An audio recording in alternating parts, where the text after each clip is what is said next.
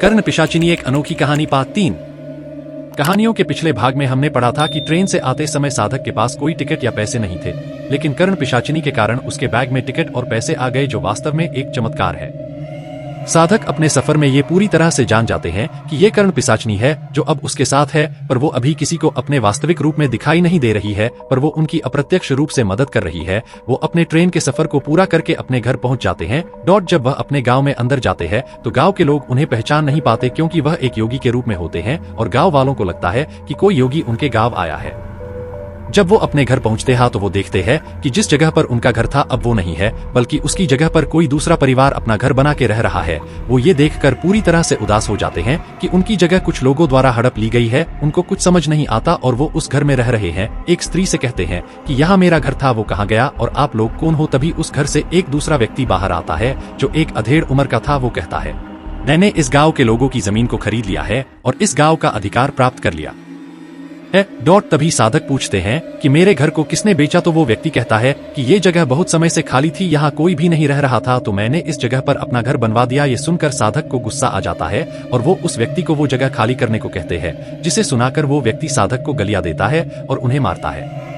अब साधक समझ जाता है कि अब वो वहां नहीं रह सकता। वो सीधे अपने गांव के मुखिया के पास जाता है और ये सब वाकया उन्हें बताता है। मुखिया उन्हें पहचान जाता है और उन्हें बताता है कि ये व्यक्ति बहुत पैसे वाला है, उसकी पहुंच बहुत ऊपर तक है, उसने इस गांव के लोगों को डराकर उनकी जमीन सस्ते दामों में खरीदी है और हड़पी है। अब साधक बहुत निराश हो जाता है और समझ जाता है कि अब इससे अपनी जमीन वापस लेना आसान नहीं है। अब शाम होने वाली होती है। साधक ने कुछ भी खाया पिया नहीं होता और वो भूख से परेशान होकर पहले गाँव के एक दुकान पर जाते हैं और कुछ खाने पीने की वस्तु को लेकर अपने गांव के जंगल में चले जाते हैं और खा पीकर वही अपनी तंत्र साधना के लिए आसन लगाते हैं। तभी उन्हें एक स्त्री का स्वरूप दिखाई देता है और साधक सोचने लगते हैं कि रात को कौन सी स्त्री यहाँ आ रही, जो कि साधक की तरफ ही आ रही थी। और वो स्त्री इतनी तीव्र गति से आ रही थी कि साधक को कुछ समझ नहीं आ रहा था। साधक को कुछ असामान्य सा लग रहा था। तभी वो स्त्री उनके निकट आ जाती है और बहुत पास आकर खड़ी हो जाती है। साधक उस स्त्री को देखता है और फिर साधक को अपनी आंखों पर विश्वास नहीं होता।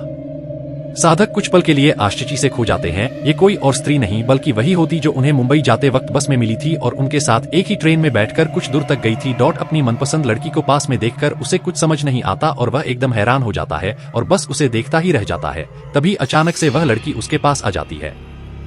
फिर साधक उन स्त्री से पूछता है कि वह कौन है। तब वह स्त्री उन्हें कहती है कि मैं आपकी पत्नी हूँ।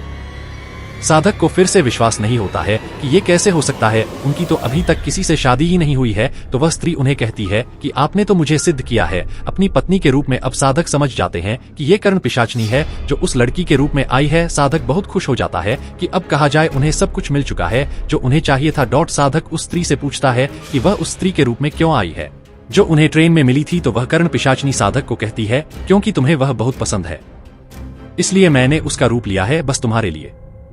फिर वो कर्ण पिशाचिनी उनके साधक के सिर पर हाथ रखती है और उसे सहलाने लगती है और साधक के शरीर पर चुंबन करके उनके काम को बढ़ाने लगती है। वो साधक के पूरे शरीर से कपड़े हटाने लगती है और साधक को नग्न कर देती है और फिर उनके ऊपर बैठ जाती है और उनके शरीर को चाटने लगती है।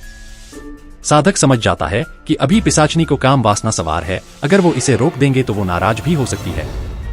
साधक भी काम वासना का आनंद लेते हैं। पिशाचिनी साधक के नग्न शरीर को चूमने के बाद खुद भी धीरे धीरे नग्न होने लगता है और साधक उस कर्ण पिशाचिनी के शरीर को देखकर मन मुग्ध हो जाता है, क्योंकि पिशाचिनी का शरीर एकदम नौजवान युवती की तरह था जो अभी अभी जवान हुई थी। इधर साधक भी काम वासना में खो जाता है और कर्ण पिशाचिनी के साथ पूरी तरह से संभोग में खो जाते हैं। कर्ण पिशाचिनी भी साधक को तीव्र तरह से संभोग का आनंद दे रही थी। दोनों एक लंबी अवधि के संभोग के बाद एक दूसरे को संतुष्ट करके सो जाते हैं। जब सुबह साधक की नींद खुलती है तो वो देखता है कि वो कर्ण पिशाचिनी गायब है।